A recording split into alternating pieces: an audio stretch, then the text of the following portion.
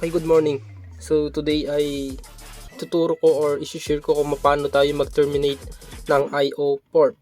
So ang IO port ay ginagamit natin sa mga Ethernet outlet or sa mga LAN outlet. Gaya nito. So ang first step na kakailanganin natin is basically yung mga tools, yung pambalat natin and yung pangkat at yung pinaka-importante sa lahat yung ating impact tools. So, ang first step ay babalatan natin yung UTP cable ng more than 1 inch.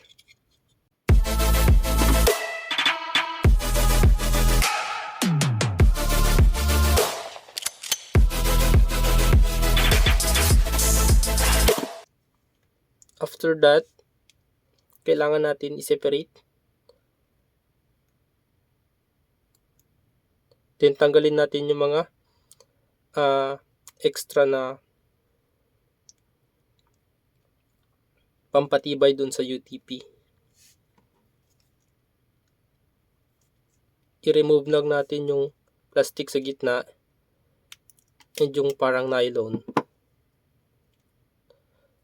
Then second ay i-identify natin yung ating IO port. So meron ditong label. Pipiliin lang natin kung ano yung gagamitin natin. Kung yung A or yung B. Susundan lang natin yung pagkakasunod-sunod. Like, yung B ang gagamitin natin, yung first is white, orange, orange, white, green, green. Then the second is white, blue, blue, white, brown, and brown. So the first step, identify lang natin dito yung number 1, yung 1 and 2. White, green, and green. Separate lang natin yung twisted. Then sa kabila naman is yung white, brown, and brown.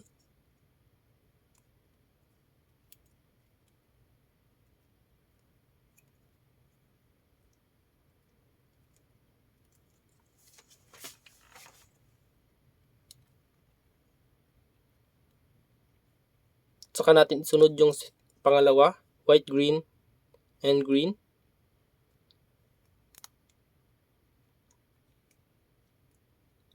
And white, blue, and blue.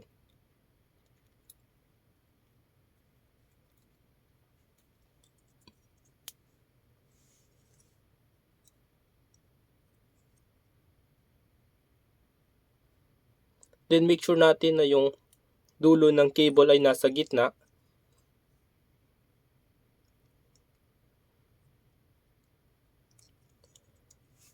Saka natin ipasok yung mga wire. So, sundan lang natin yung color coding.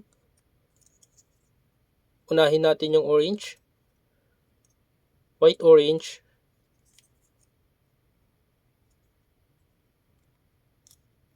then orange. So, yung mga extra wire dito, hayaan lang natin yan. Huwag muna natin yan puputulin din. Ikabit lang natin lahat. Sundan lang natin yung color coding. Yan, brown, brown, white, brown.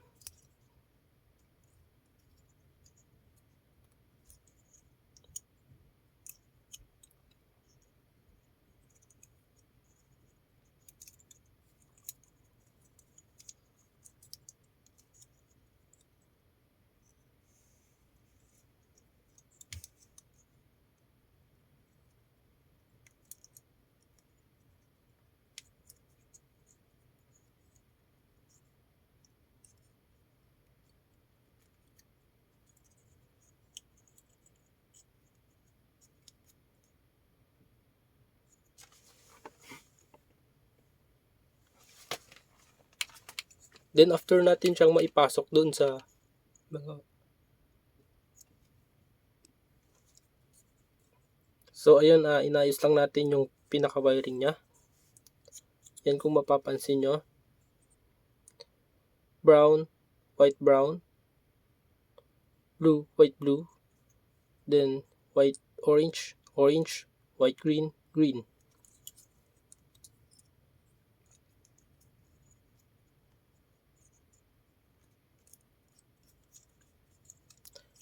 After natin malagay yung mga wire, gagamit naman tayo ngayon ng impact tool. So, ang paggamit nito is yung matalim dito, siya yung nasa labas. Pasok lang natin dito sa pinaka-center. Then push. Impact tool. Push natin.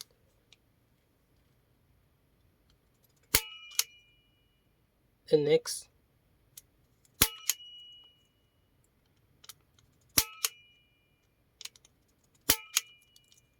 Then sa kabila.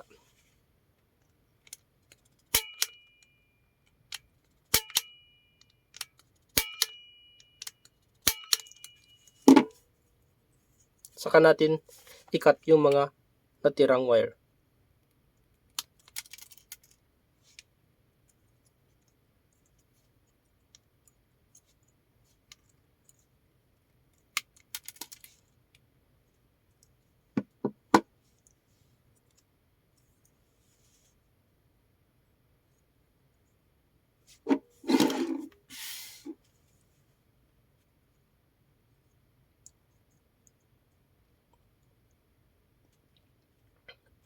So, ganun lang siya kasimple i-terminate yung ating I/O.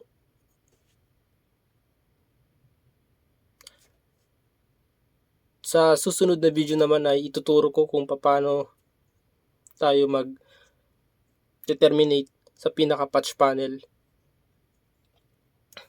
from I/O papuntang sa patch panel. Yun lang, and thank you.